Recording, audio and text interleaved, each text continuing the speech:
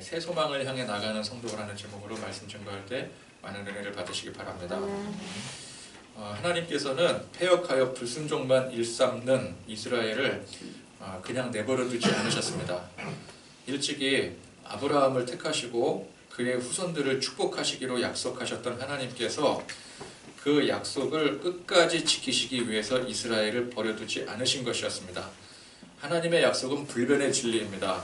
이 약속은 하나님께서 일방적으로 맺으신 것이 아닙니다. 축복받은 하나님의 백성들도 마땅히 하나님을 섬기고 하나님 앞에 충성을 다하는 것이 당연한 것입니다. 하나님께서 내 백성을 축복하시고 하나님이 축복하시는 이 백성들은 아버지 하나님을 섬기고 충성을 같이 하는 것, 이것이 쌍방간의 약속 관계입니다. 그런데 하나님께서는 이 약속을 반드시 지키시지만 백성들은 그렇지 못했습니다. 약속을 헌신짝 버리듯이 버렸습니다. 이스라엘의 그 역사 속에서 하나님 아버지를 섬기고 충성해 그 하나님과의 약속을 지킨 것이 손에 꼽을 정도였습니다. 이 쌍방간의 약속을 한쪽이 일방적으로 파기하면 그 약속은 더 이상 성립이 되기가 힘듭니다. 하나님께서 등 돌리시고 외면하셔도 아무 할 말이 없는 것입니다. 그러나 하나님께서는 언제나 이 백성들을 용서하시고 회복시키시고 변함없이 축복하셨습니다. 원래는 이 패역한 백성들에게 등을 돌리셔서 망하게 만드시는 게 그게 당연한 일이겠지만 하나님은 그렇게 하지 않으셨습니다. 왜냐하면 앞서 말씀드린 것처럼 하나님은 결코 약속을 어기지 않으시기 때문에 그렇습니다. 그런데 결국 이스라엘과 유다가 망했습니다. 북이스라엘은 아수르에 의해서 망했고 남유다는 바벨론에 의해서 망했습니다. 그런데 이게 하나님의 약속이 깨진 게 아닙니다. 하나님의 약속은 하나님의 백성의 후계라고 할 수 있는 유다 지파의 유다라는 나라 그 민족을 통해서 계속해서 이어지게 됩니다. 그런데 결국 이 유다도 바벨론에 의해서 망하지 않았겠습니까? 근데 하나님께서 내버려 두지 않으신다라는 뜻은 무조건 잘되게 이끌어 주신다라는 뜻이 아닙니다. 영영 죄악의 길로 빠져들게 내버려 두지 않으신다라는 뜻이죠. 그래서 때로는 엄한 벌을 내리시기도 하시고 망하게 하시기도 하시는 것입니다. 왜? 그렇게 하지 않으면 이들은 영영 죄악의 길에 빠져서 돌아올 수 없기 때문에 그런 것입니다. 그래서 유다가 바벨론에 의해서 망하게 되었지만 이 진짜 유다 백성들이 망한 게 아니었습니다. 하나님께서 정말 그대로 내버려 두셨다면 그 망한 상태에서 끝나고 말았겠지만 하나님은 이 망해버린 유다를 다시 회복시켜 주셨습니다. 이제 바벨론이 바사 제국에 다시 망하게 되면서 고레스 원년에 조서가 내려져서 유다 백성들이 잃었던 옛 고국 땅을 찾아 귀환을 하게 되지 않았겠습니까? 그렇게 하나님께서는 이 유다 백성들을 다시 회복시켜 주셨습니다. 이는 하나님의 약속이 결코 변하지 않는다라는 증거가 되는 것이죠. 자, 그런데 이 성경의 역사를 또 쭉 보게 되면은 그렇게 다시 회복된 유다에게서 이제 약속하신 메시아가 나게 되고 그로 인한 구원의 계획이 완성되게 됩니다. 근데 신약에 이르러서 예수님의 십자가와 부활로 이 구원의 계획이 완성이 되자마자 얼마 가지 않아서 유다는 로마에 의해서 다시 멸망의 길에 놓이게 됩니다. 그러면은 이제 그 이후로 하나님이 다시 유다를 회복시켜 주시느냐? 그렇지 않았더라는 것이죠. 다시는 이 유다 나라가 회복되는 일이 없었습니다. 물론 지금 시대에 이스라엘 나라가 회복되지 않았느냐? 라고 말할 수 있겠지만 이 백성, 지금 현재 이스라엘 백성은 하나님의 약속의 백성이 더 이상 아니죠. 인위적으로 생겨진 나라지 하나님이 회복시켜 주신 나라라고 볼 수가 없는 것입니다. 이름만 이스라엘일 뿐 하나님 백성으로서의 정통은 로마에 망한 유다에서 그 민족의 혈통으로서의 유다는 거기서 끝난 겁니다. 그러면 하나님의 약속이 깨진 거 아니냐? 그럴 리가 없습니다. 하나님의 약속은 결코 변함이 없으십니다. 일방적으로 한쪽 당사자가 약속을 파기하더라도 하나님은 절대로 약속을 파기하지 않으십니다. 자, 그럼 여기서 중요한 것은 하나님의 이 약속이, 하나님은 약속을 결코 어기지 않으시는데 이 약속의 대상이 누구냐라는 것이죠. 이 약속의 대상이 어느 특정한 민족이 아니라는 것입니다.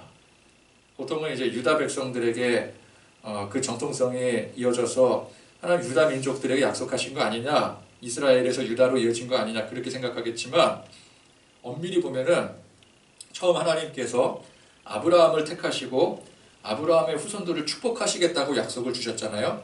이게 하나님이 주신 약속이거든요. 본래 약속. 근데 이 약속은 사실은 이스라엘 민족 하나를 보고 하신 말씀이 아닙니다.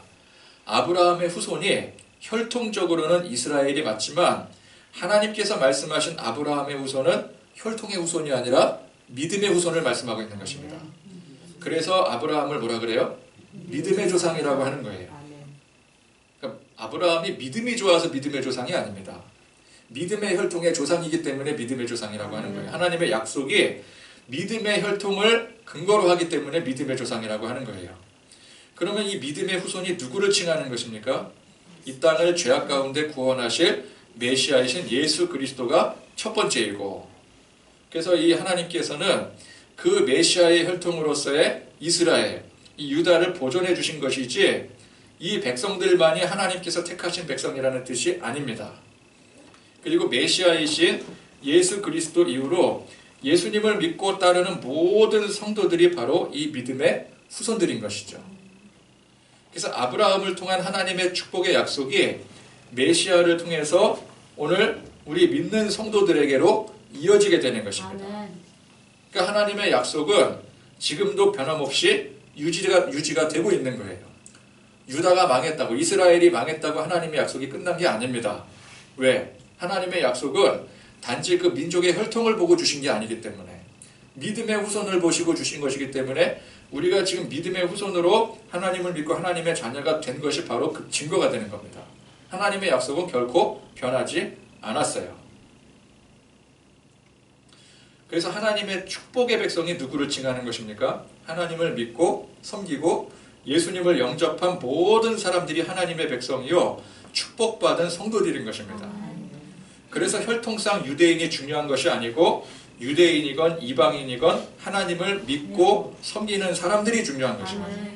바벨론에 의해서 나라가 망하고 포로로 잡혀갔던 유대인들이 이들이 다시 하나님께 돌이키기를 원하는 마음으로 회개하고 통해 자복할 때 바로 이 백성들이 하나님의 백성이요 축복받은 성도들이 되는 거예요. 혈통이 유대인이라서가 아닙니다. 그들이 하나님께로 돌이켰기 때문에 그들은 하나님의 백성이 되는 거예요. 우리 안에 예수님을 향한 믿음의 이 변치 않는 중심이 날마다 고백되고 세워지고 회복이 되어질 때 그런 우리가 바로 하나님의 백성이요 변치 않는 하나님의 축복이 임하게 됨을 다시금 고백하시기를 바랍니다. 아멘. 자, 그렇게 이제 예루살렘으로 귀환한 백성들이 제1의 과업으로 성전 재건축을 결의를 했습니다. 그런데 보니까 이 과정에 잡음이 없습니다. 사실 지금 현재 상황에서 실질적으로 중요한 과제는 인프라 구축에 있습니다. 지금 다 폐허가 됐는데 사람이 살 수 있는 환경부터 만들어 놓고 뭘 해도 할 수 있지 않겠습니까? 가장 필요한 게 인프라 구축인 거죠. 그러면 이 과정에 필연적으로 잡음이 생길 수밖에 없습니다. 한쪽에서는 뭐라 그래요? 성전 건축이 우선이다. 그게 하나님의 뜻이다. 그럼 또 한쪽에서 뭐라 그래요? 그것도 중요하지만 일단은 인프라 구축이 우선이다. 지금 뭐 다 쑥대밭이 되고 망한 가운데 우리가 할 수 있는 게 뭐가 있느냐? 일단 성벽부터 세우고 방비부터 하고 지금 뭐 주변에 있는 다른 족속들이 언제 우리를 호시탐탐 노릴지 모르는 상황에 우리가 어떻게 해서 지금 성전을 지을 수가 있느냐? 그 중요한 건 알지만 우선순위로 우리가 해야 될 일들이 있다. 우리 방비부터 먼저 해야 된다. 뭐 이제 그런 식으로 서로 의견이 대립될 수밖에 없는 상황 아니겠습니까? 그게 정상인 상황이죠. 그런데 귀환한 유대인들 가운데 이러한 분쟁이나 대립이 전혀 없었다라는 게 이게 참 이상할 정도입니다. 이게 무슨 일입니까? 사람이 모인 자리에 이렇게 분쟁이나 대립이나 잡음이 없는 것은 이건 불가능한 일입니다. 그러나 성령님이 함께 하시면 그게 불가능한 일이 가능하게 됩니다. 사도행전의 초대교회가 어떻게 한마음 한뜻으로 서로가 물건을 통용하며 섬기고 희생할 수 있었겠습니까? 이게 사실은 불가능한 일이죠. 아무리 사람들이 마음을 하나로 합해도 이렇게 합할 수는 없는 겁니다. 또 그 중에는 아나니아와 삽비라 같은 사람들도 있지 않겠습니까? 그런데 어떻게 그렇게 한마음 한뜻이 되어 교회가 하나됨을 이룰 수가 있겠습니까? 성령님이 함께 하시니 그럴 수가 있는 것이죠. 여호수아라는 새로운 지도자를 중심으로, 젊은 지도자를 중심으로 이스라엘이 가나안 땅을 정복할 때 어떻게 잡음이 안 생길 수가 있어요? 여리고성이라는 그 큰 성을 정복을 하는데, 그런 상황에서 여호수아가 지시를 합니다. 뭐라고 지시를 해요? 날마다 성을 한 바퀴씩 돌고 마지막에는 7바퀴 돌자. 그럼 이게 논란이 안 생기는 게 이상한 일이죠. 당장 뭐 지도자 교체하자, 지도자가 무능하다, 도대체 저게 무슨 말이냐, 탄핵이 이어져야 될 상황인데, 그럼에도 불구하고 그들이 하나 되어 그 말씀에 전적으로 순종할 수 있었던 것은 성령님이 함께 하시기 때문인 거예요. 아멘. 교회가 여러 다양한 부류의 사람들이 섞여 있기 때문에 의견들이 일치할 수가 없습니다. 그럼에도 불구하고 서로 다투지 않고 분열하지 않고 한마음 한뜻으로 섬기고 희생하고 충성할 수 있는 이유가 무엇입니까? 사람들이 착해서요? 사람들이 위대해서요? 아닙니다. 성령님이 교회 안에 함께 하시기 때문에 그럴 수가 있는 거예요. 그러니까 성령님의 능력, 특징이 하나 되게 하는 것입니다. 반면에 마귀의 특징이 뭐라고요? 분열하게 하는 겁니다. 물론 사도행전의 초대교회가 표면적으로 분열이 되었습니다. 핍박으로 흩어지지 않았겠습니까? 그러나 그 흩어짐은 그렇게 흩어짐으로 이방에까지 복음이 전파되어서 결국 복음으로 하나 되게 하는 성령님의 깊은 뜻이 있었습니다. 그러니까 마귀는 어떻게 했어요? 교회를 쳐서 분열하게 만들었어요. 근데 성령님이 오히려 더 확실하게 하나 되게 하신 것이었습니다. 교회가 그렇다고 독재자의 권력으로 하나 되는 것은 백해무익한 것이 됩니다. 하나 되라고 했으니까 한 사람 특별한 지도자 하나 세워서 거기에 그냥 무조건 순종해야 된다. 근데 그게 독재자의 권력이라면 그건 성령님이 하나 되게 하시는 게 아니에요. 누가 하나 되게 하는 겁니까? 독재자가 하나 되게 하는 거죠. 성령님의 능력이 아니라 사람의 능력입니다. 그걸 우리가 착각을 하면 안 됩니다. 하나 되게 하라는 게 독재를 하라는 뜻이 아닌데 그걸 우리는 잘 분별할 줄 알아야 되는 것이죠. 우리는 항상 주 안에서, 성령 안에서, 은혜 안에서 하나됨을 이룰 수 있어야 됩니다. 그러려면 우리 스스로가 각자가 항상 진리의 말씀 안에 자기 스스로를 낮출 줄 알아야 됩니다. 그리스도의 사랑으로 존중하고 용납하고 헌신하고 희생할 줄 알아야 됩니다. 그게 되면 교회 안에서 무엇을 하건 하나도 문제될 게 없겠죠. 뭐 일이 복잡해서 고난과 역경이 많아서 그것 때문에 문제되는 게 아닙니다.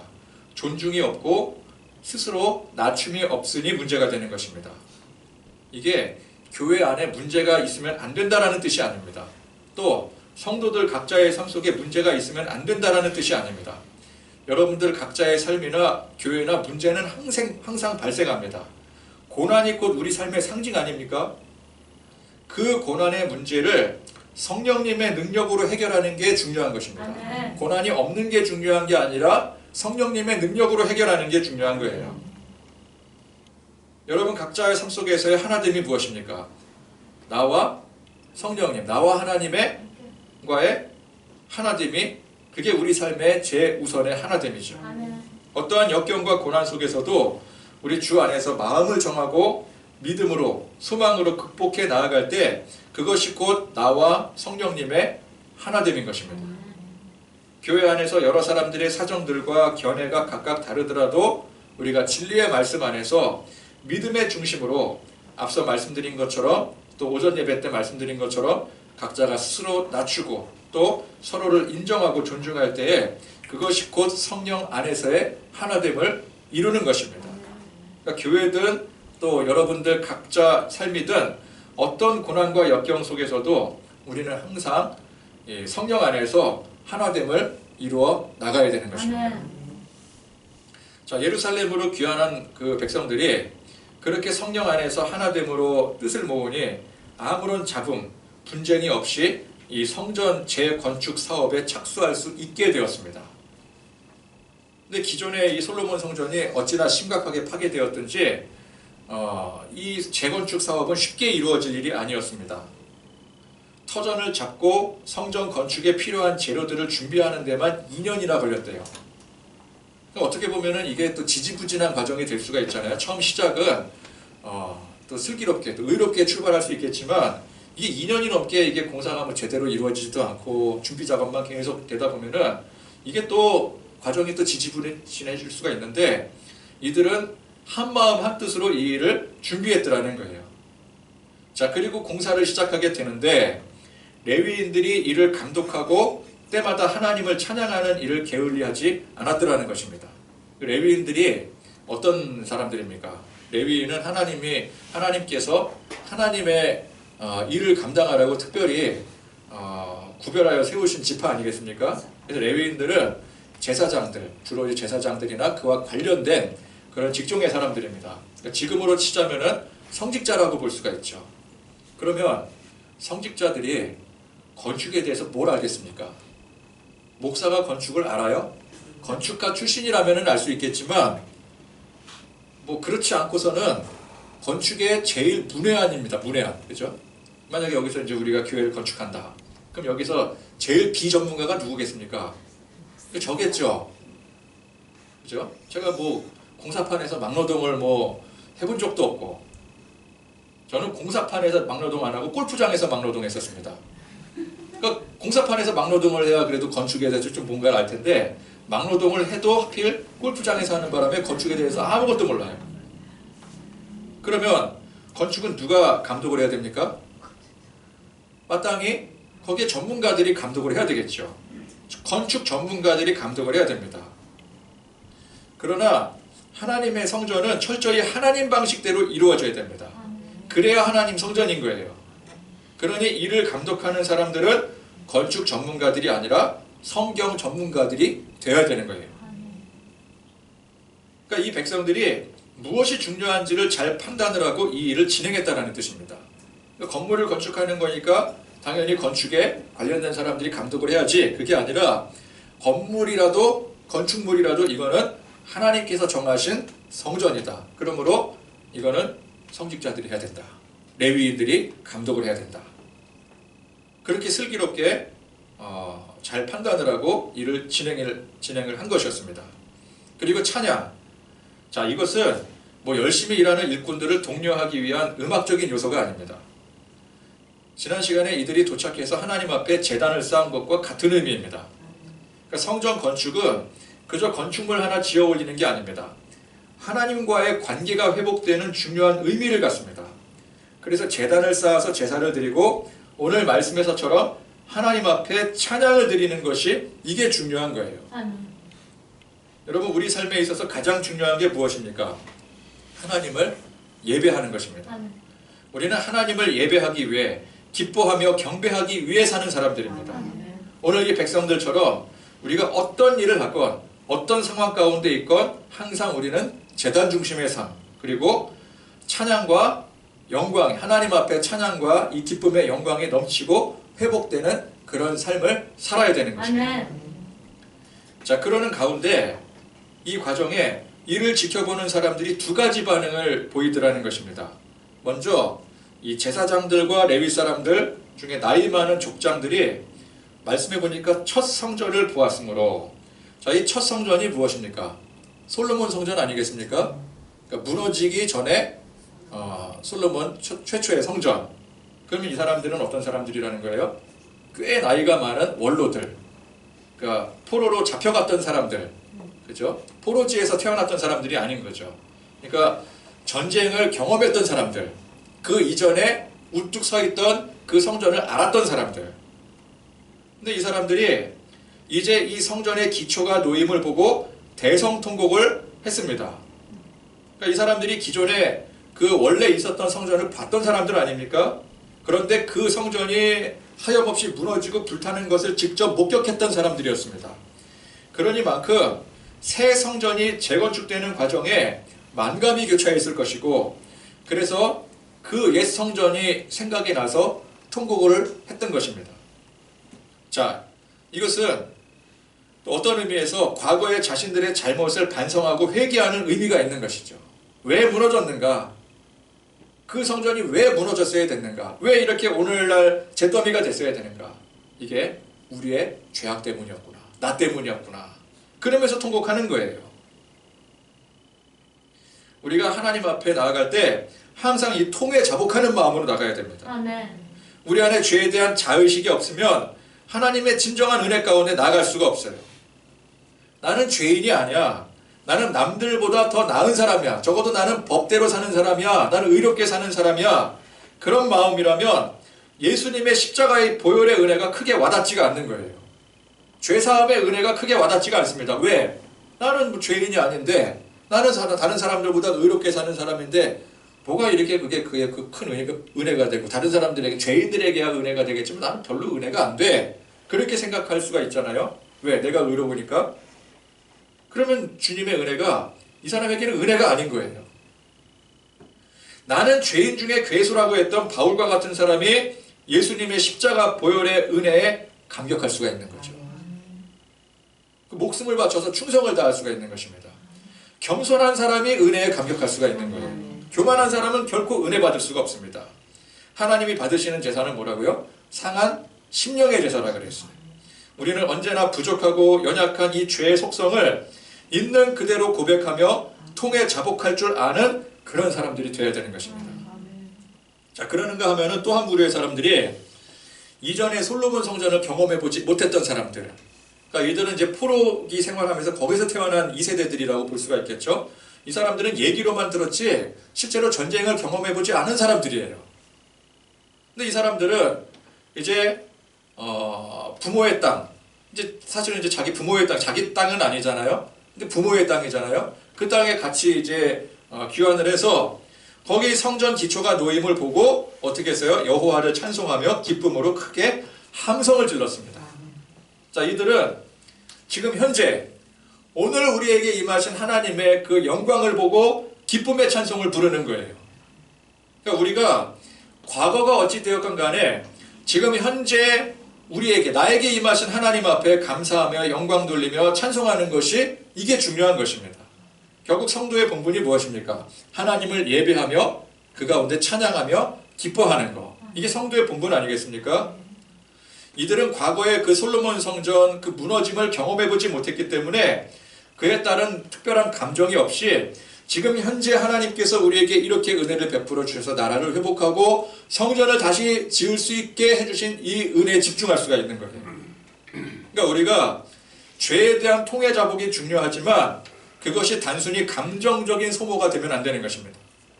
옛날에는 이랬었는데 저랬었는데 하면서 과거에 머물러 있으면 안 돼요. 제가 아까 이제 호박 써는 거를 보고 어렸을 때 어느 할머니, 우리 이제 이모 할머니 집에 놀러 갔을 때 그 호박죽 비스무리한 거 제가 그래서 물어봤잖아요. 후랭이라고 혹시 아시냐고. 근데 이제 할머니들은 후랭이라고 불렀었거든요. 후랭인지 풀랭인지 아무튼 우리는 이제 후랭이라고 들었어요. 왜냐하면 우리 같이 이제 사촌들이 다 후랭이라고 알고 있더라고요. 그러니까 이제 우리 시골에서는 후랭이라고 불렀던, 맛이 더럽게 없었어요.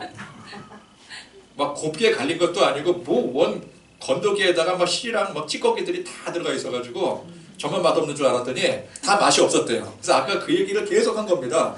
여기 내려올 때까지 계속 그 얘기했어요. 뭐 놀러 갔던 얘기, 그때 뭐 우리 어렸을 때는 뭐 문풍지 막 한겨울에 지금처럼 뭐 단열이 되는 게 어디 있었냐, 그냥 얼음이 그냥 꽝꽝 얼. 그런데도 그냥 옛날에 생각해 보면은 그 샤워실이 없잖아요. 옛날 집에 샤워실이 어디 있어요? 그럼 어디서 씻어요? 생각해보니까 안 씻은 거예요. 안 씻고 사는 거야. 화장실도 다 밖에 있고. 여기는 지금 이해가 안 돼. 왜? 여기는 어렸을 때부터 서울 아파트 살았었거든요. 근데 우리는 그렇게 살지 않았었기 때문에 아까 이제 그 얘기를 막 한참 하면서 시간 가는 줄 모르고 하다가, 그런데 옛날에는 이랬었는데 저랬었는데 그게 추억으로 끝나야 되지 과거에 머물러 있으면 되겠습니까? 그러면 안 되죠. 우리의 연약한 과거의 죄악에 대해서 통해 자복하되 결국 우리는 지금 현재 하나님의 크신 은혜를 향해 나가야 되는 거예요.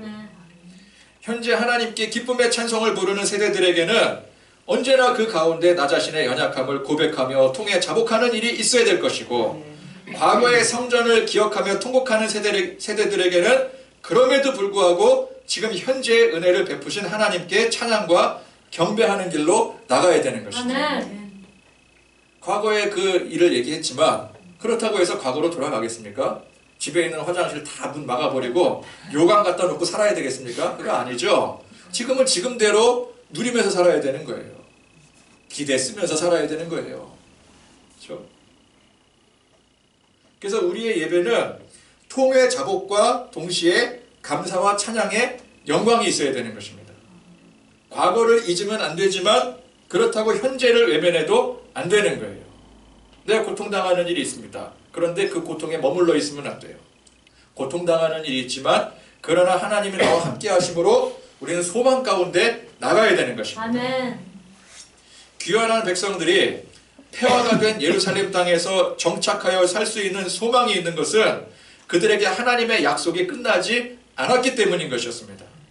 변함없으신 하나님의 약속으로 그들에게 임하신 성령님의 인도하심이 그런 폐허 속에서도 다시금 새로운 소망으로 일어나게 하는 원동력이 된 것이었습니다. 성령님의 인도하심의 역사는 어떠한 위기와 역경과 고난도 이기게 하십니다. 뜻을 하나로 합쳐서 선을 이루게 만드시는 거예요. 아멘. 그리고 진정 우리가 통해 자복함으로 자신을 낮추고 진정한 은혜를 깨닫고 고백함으로 우리 그럼에도 불구하고 나를 위해 희생하고 헌신하신 주님을 바라보면서 그 주님을 찬양하며 영광 돌리며 우리 앞으로 힘차게 나갈 수 있게 만들어 주시는 것입니다. 아멘. 오늘 우리는 이 말씀을 통해서 이 약속의 하나님을 지금도 우리는 붙들고 성령님의 함께 하심으로 서로 합력하여 선을 이루어 나가시는 그런 저와 여러분들이 되실 수 있기를 간절히 축원드립니다. 아멘.